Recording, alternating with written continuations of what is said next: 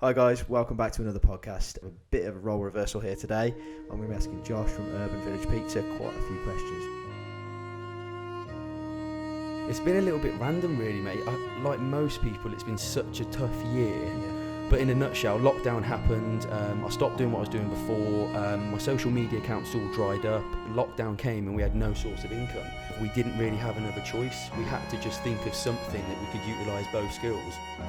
So Urban Village Pizza, it's a pop-up that we do around Worcestershire. We've got about 5 locations now. We've got 2 tents now. We've just purchased a dough mixer which costs like 600 quid. I had no idea they'd be that expensive. We've got a great support network, so our family have let us literally use the kitchen. The one thing that we do have in abundance in it is definitely a massive strength for us is we've got a great support network.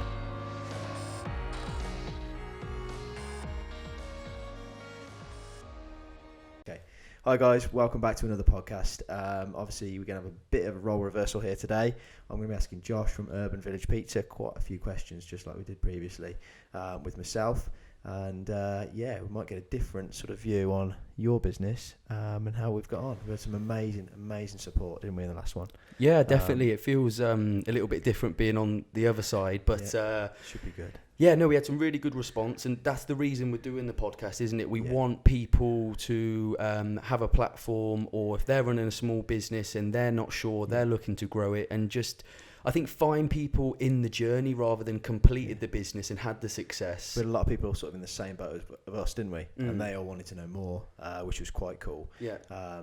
But going into what you do day to day, or some days, what do you do and how did it all start? So it's been a little bit random, really, mate. Like most people, it's been such a tough year.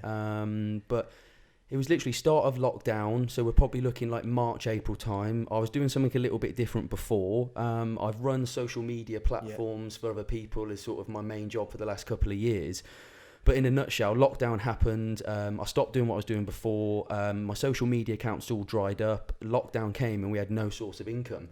So it was literally, I think sometimes people, it's weird, they start a business because they are so enthusiastic and passionate about it, which we are. But ours was out of, we didn't really have another choice. We had to just think of something that we could utilise both skills. Which led you to come up with Urban Village Pizza? Yeah, so Urban Village Pizza, it's a pop-up that we do around Worcestershire. We've got about 5 locations now. We've got one in Worcester, so we'll be in Norton next year in January. Permanent locations, or? I mean, so that's been a really... the whole sort of pop-up. A challenge for the business. We are going to hopefully be there sort of 4 locations one week, 4 locations the next. So the aim is to have 8 locations around Worcester and pop up in those areas as much as we can full time next year. Fantastic. And a lot of people have been on social media. I've seen that they're all sort of sharing your pop-up. So the more they do, obviously, the more people are going to hear about it, the more orders you'll get. Working off that basis, I suppose it's quite good, isn't it? Yeah, the social media has been brilliant, and like any business, without the customers, it just doesn't happen. But we've definitely built up some momentum now on social media, and that's where we do most of our business in terms of taking the orders, acquiring new customers, taking their orders, and making sure that they turn up and buy a pizza. Fantastic. And what, it's just you, or? Yeah, so no, this isn't really Joe's. Where's the other half? This isn't really Joe's cup of tea, to be honest with you, and I do respect him for that. So we do run the business together. We're 50-50. I think what's worked is we've got 2 totally different personalities, and it's just not him to come on and. It takes like a fair bit. I mean, even just sit on here and get it right, doesn't it? I mean, we slip up many times. Even just setting this up today, and like we said, we've had a longish week, haven't we? Pair of us, so it is tough. Yeah, it's tough in time, but I think one thing that has worked well over these last few months is, like I said, we're 2 totally different personalities, and we know where our strengths and our skills are. Sure. And I think when you run a small business, if you're going in with someone else, I think it's so important to be very clear at the start and define where your areas are in terms of the workload. Yeah. The one thing I was thinking of, and probably a lot of people do, why pizza? Why not sort of gourmet burgers, which look like they're doing fantastic, or I know. At the back of horse boxes, and however they do them, why pizza?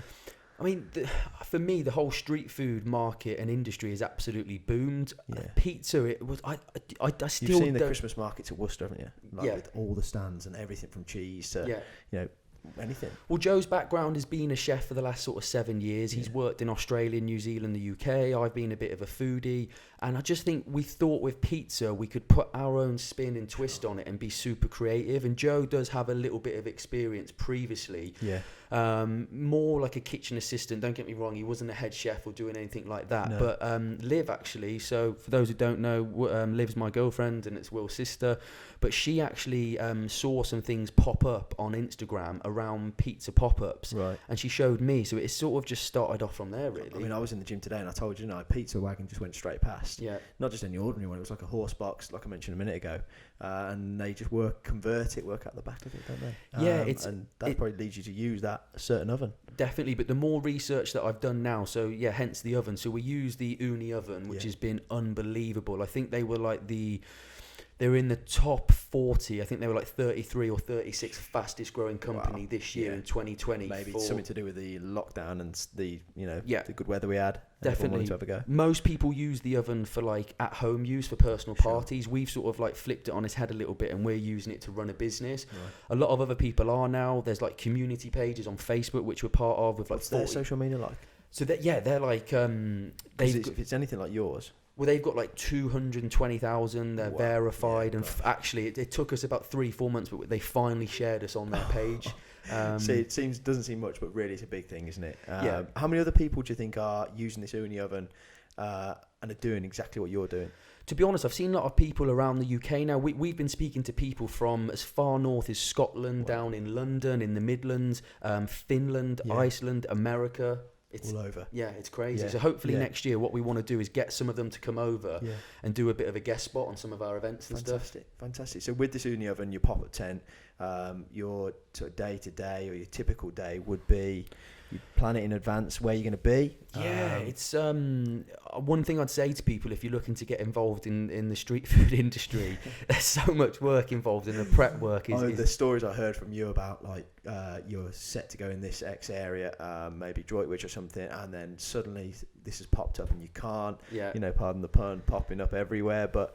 It's just so much involved. There's so much involved. So like a typical day for us, no joke. If we're gonna do a pop up for like 4 hours, like 4 till 8 p.m. in one of our locations. The day before, we're doing prep for 5-6 hours. Just to say, these guys are prepping all night, making the dough, aren't you? Literally getting that ready for the pizzas. So that's one of our niches, definitely. And like most people, we don't do frozen dough bases. Everything's proved for 24 to 48 hours beforehand. So I'd say from start to finish, you're looking at about 18 hours. We've got to get to a pop-up location for 4. We get there for 2. The time we finish and pack up and get home, it's 10. So there is so much involved in it, but that's what I like. I like the challenge. Then there's doing that. Yeah, there's so much involved to it. Yeah, where would you sort of set that up? Is that here? Your parents' house, or have you got a unit yet? No, you haven't quite. Or you want to? Definitely, that's one thing we need next year. So bear in mind, we only do this part time at the moment, a couple of days a week. Yeah. We've got another job elsewhere which we're doing to fund the business, and I think that's one thing I'd say to people. Like, we're only on a very small scale at the moment, but one thing we've had to do is get another part-time job to fund doing this. That's what I always like about it as well. Like you say quickly there, but what you're doing really is you are 2 jobs, which are big. You're what you sort of working for. I don't know, the government is at the moment, kind of. Could you say we're helping out just in the sort of operations with the whole testing with the coronavirus. So we've been lucky. We do 4 days on, 4 days off. But in the meantime, you're trying to set this up. Prepare everything for the pop-ups. Yeah, it's challenging, but we've got each other, so that's another thing that really does help and make a difference. But also we've got a great support network. So our family have let us literally use the kitchen, use the garage, which we're overtaken. So one thing that we do have in abundance, and it is definitely a massive strength for us, is we've got a great support network, and our family are letting us use the home to do it. What would you say the best investment so far has been for it? The dough mixer or the tent? Yeah, again, there's we've got 2 tents now. We've just purchased a dough mixer, which costs like 600 quid. I had no idea they'd be that expensive. Everything's branded as well. Like these guys might have seen on your social media that you look like. I mean, really, I think it looks like you've been around for 5 or so years. But it's been what? Yeah, it's been. A I year? think we did have. No, we did Less have. than Our first pop up started at the end of August, but we did the background research in sort of March time, and that's another thing. I didn't realise how long it would take to get up and going, because you have to get the legal side right, the hygiene and contacting the councils and doing all that sort of stuff. So many more things. It's really tricky. I think from my perspective, I thought that, and you just want to just get everything right first time. Yeah. Don't you? A quick point on that though, there's a lot of governing bodies out there, I'm sure, for loads of industries, and we have joined NCASS, which is like the National Catering Association. Yeah. So we pay like £22 a month. But they've been fantastic when we set the business up. Sure. They gave us all the legals, the hygienes, and they gave us a huge booklet, like a step-by-step guide to make sure what we need to tick off and cover to make sure we're operating properly. So that would be my another bit of advice. If you're looking to start a catering business or pop-up street food, NCASS have been brilliant, and they're sort of there for you. Because whilst we think we know a lot about social media and a bit about pizzas, like running a business is a totally different ballgame. And the ratings and trying to get like reviews and that, which reviews you've done amazing on, haven't you? Yeah, I think Facebook. we've got like 5-star reviews on Facebook, and that's one thing that we've made sure of is like our customer service and the communication. So when you go into a restaurant and you're there and they're super busy and you're waiting for maybe 30-40 minutes till your food comes up, there's nothing more frustrating when you're tired, you're hungry. So that's one thing I think we've done really well is we just communicate to the customers before they come to the pop-up when if we are running late. The other thing I was thinking about is it's not just pizzas, is it? It's pizza kits, which is quite cool, I thought. Yeah. That is, sort of explain what you're doing there and what is included in that kit. What do they have to do when they get it? So the pizza kit idea came from the second lockdown that happened. So we thought, and this is again for small businesses, you always get sort of failures or things that don't go to plan. So we thought, how can we adapt? How can we pivot? So we did the pizza from home kits. To be honest with you, for me personally, they didn't go as well as I hoped in terms of numbers and things, but that's what happens. It's a bit slower, isn't it, I think, because the amount of orders you have to get there and then, as opposed to someone turn up to your pop-up. Yeah. You could have already had 40 pizzas pre-booked, and that makes you feel a bit better, but logistically, I don't think we were set up properly to do the pizza kits, but in effect, how did it go? No, it did go really well. One good thing it did, even though we didn't sort of, for me personally, I'm just our biggest critic of the business, but we had, as people... Josh will literally pick everything he's done, and we're like, no, you're doing so well, carry on, but no, it's got to be right. So it's that hard. Is good in a way. But we've had people order from as far as Barnt Green, Hagley, all the way down in Malvern, Evesham, Pershore, Droitwich. So one good thing it did for us is help with that brand and that reach for extra people. Yeah, that's amazing. And sort of what I thought was people are watching you now, but they might have seen you somewhere else in another business. You've done things sort of like small businesses before and grown them up to quite big. Yeah. But what's your plan on this one? Just keeping it going and maybe staying the length of time. I think So I put a message out there on LinkedIn the other day, and someone was like, "You're always doing something." Yeah. I think for me personally, you learned from your previous ones. That's it. I've almost accepted now, and I think this is advice for anyone, that failure has to be a part of the process, and it's super difficult to deal with. And accept it. Yeah, and accept it. But one thing, even though I have failed on a couple of other things for different reasons, but now I think one thing we were talking about before the podcast is like getting the back end of the business set up. Like I've always been so fascinated with having a crazy website, the best marketing, the branding, the social media. But really if you haven't got the legal side or your accounts or CRM systems... Or relationship with the people involved in it. If it's just two of you like there is now, you've got to get on. And Joe being your brother, we all know what that's like, don't we? Yeah. Family and business. People people sometimes say, never go into business with your family or never go into business with friends. I could probably say I've had 2 previous businesses and I've gone into them with either a family member or a friend and they haven't worked. Yeah. But, it has not deterred me and it hasn't stopped me from looking at I think what it does make you do is, like you said earlier, plan at the start more, and so you both know what's going to happen. And if your business goes this way or that way, you can still do that role and he can still do the other. Yeah. And I suppose you're not ready for taking more people on yet, but from my point of view, I need another person at the moment, and it's a big struggle. I haven't got a family member to bring in. My dad's stopping. Was just retired, so it's tricky. So it's hard, isn't it? When do you grow the business? Like for us, like who do you trust? Yeah, so hard. It's the trust element, it's the financial element. It's then taking someone on, and you're not busy enough to sort of cater for them. So do you look at taking investment and all that sort of stuff? So I think it's you look at these businesses now that are growing really well and they haven't borrowed anything, and I think, how do you know, that must be so good to get to that point. Are they expanding at the right time and investing in the right things to then, grow without a problem? Or I think with the whole, what you've just said there, people borrowing, I do think there's like there is a need. There's a need for it, but I see some people on the podcast that I watch on social media, they always be like, they're like, we started a business from scratch and we did nothing. That's so hard to do. But on the flip side, I've seen people that have succeeded and accelerated their business by taking investment in the right way. So it's something I think definitely I would consider in the future to help us grow if we wanted to look at the franchise model. Yeah, and what would you do? So like when you're setting up and you've got so many, what's an average order for a pop-up? Have you got 50, 100 pizzas? We've been sitting between like 40 to 60 pizzas. So bear in mind that's off one oven. And you're cooking them on the night? On the night, literally. Yeah. So over 3-4 hours, we could be anywhere between 40 to 60, but that's us maxed out back to back, non-stop. And just so these guys know, they've got a time slot when they turn up, and you're cooking to that time slot for that order with that topping. So it is super fresh. Definitely, touching back on the whole back end of the business, we haven't figured out yet with our website because the fees are too expensive.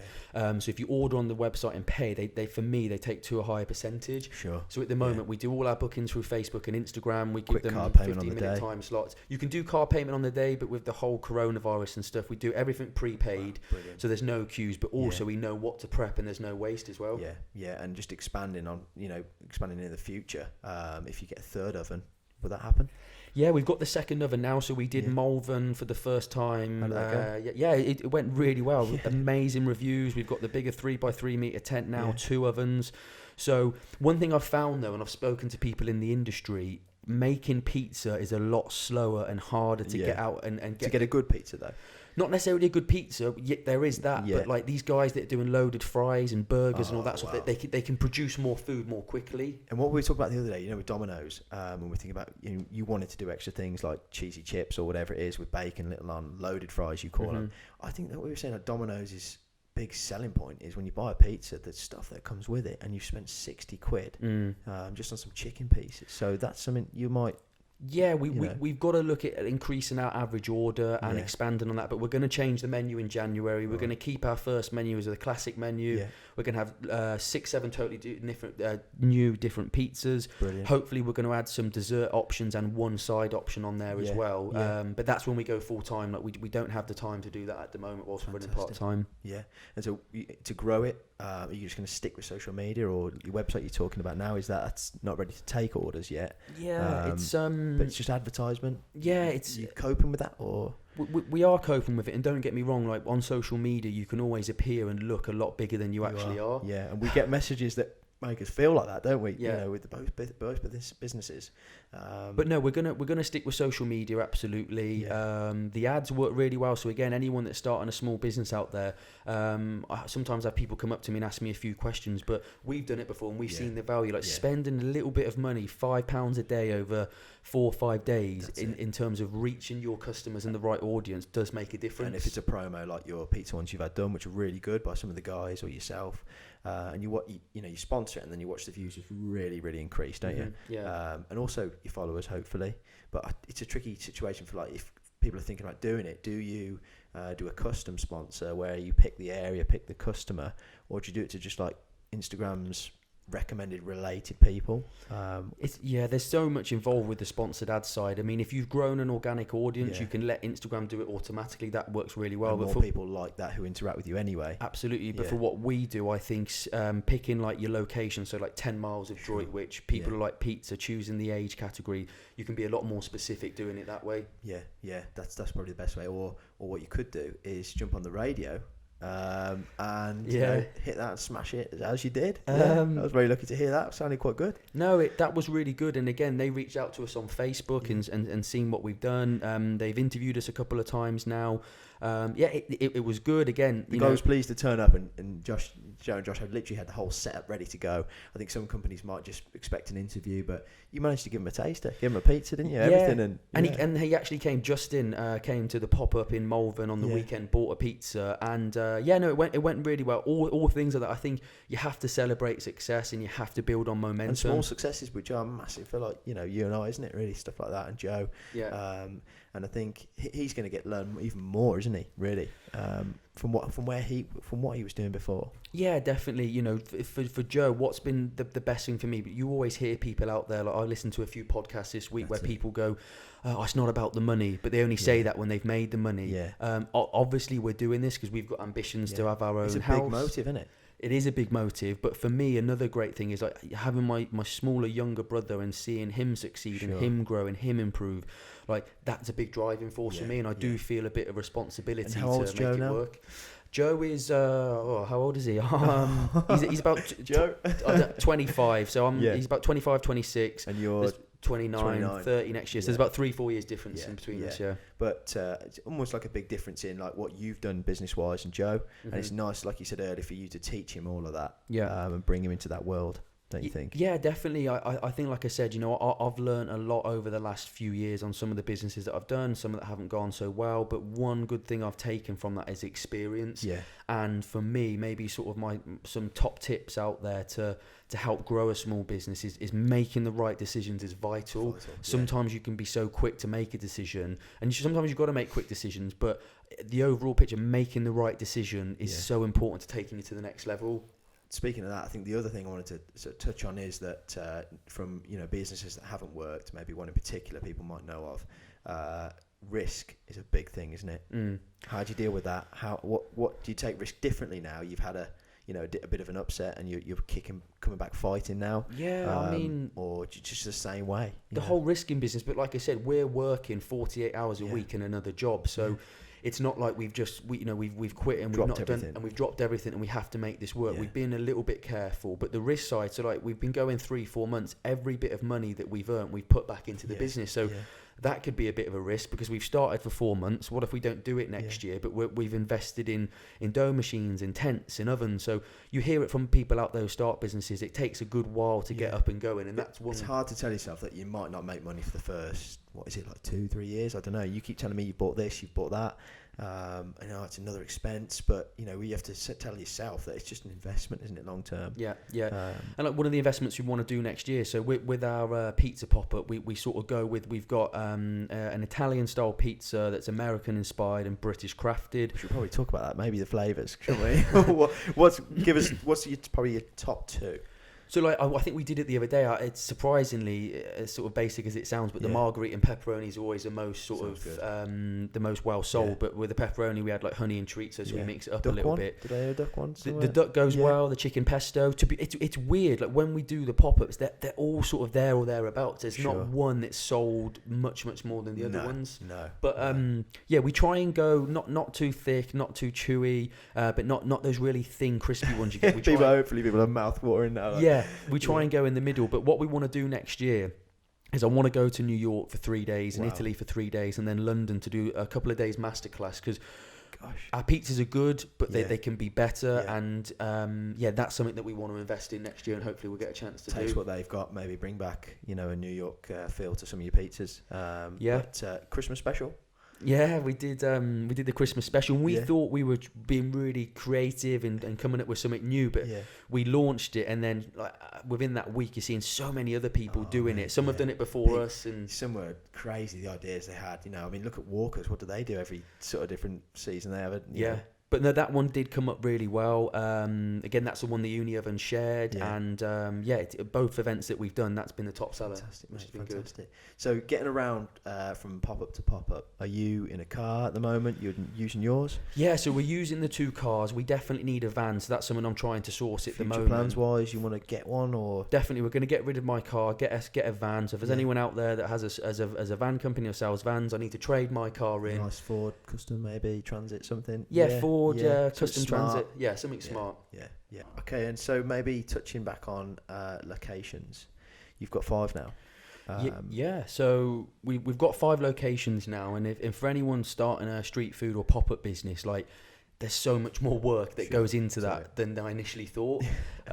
Even just going to like village halls or parish councils, they have meetings and you have to supply to let you on. To physically let us on, and then another challenge that we've got is a lot of people want to take percentages from you to use their space. Yeah, of course. Don't get me wrong, that's great, but we don't need access to any power, water, or anything like that. But one thing I found, fully self-sufficient. Yeah, we're fully self-sufficient. So we hopefully we can get big enough next year to get the large orders out there to go to these places that take 15%, so we can justify it. I think maybe they think you're turning up and you've got this huge profit. You know, you're knocking out 300 pizzas a go. No, but it's not commercialised like that. It is just you and your brother. So the more they see that, like when the radio turned up, they probably thought, "Wow, this is a proper little startup business." Yeah, definitely. I think that's what people like. That we're two brothers. We have got a bit of a story. We started over lockdown, so fingers crossed we can get. We need sort of 3 more locations around Worcestershire. So that's the plan for next year. So for next year, you know, and needing more locations, I think you'll be fine, because if you imagine the weddings that haven't happened,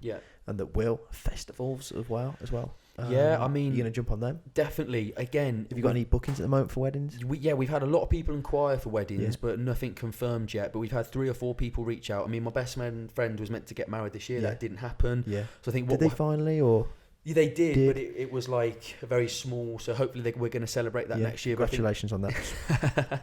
Small one for now. But I think one thing that will happen next year is everyone has had everything booked for their weddings this year. Will go into next year. But we've got everything set up. We've got the 2 tents now, so we can run the business where Joe can be at a wedding, I can be at a festival. So that's something that we really want to push next year for sure. I think that's when everything will grow then from that point, won't it? Yeah, definitely. Yeah. So going back over the whole of this, who has been your mentor, should we say?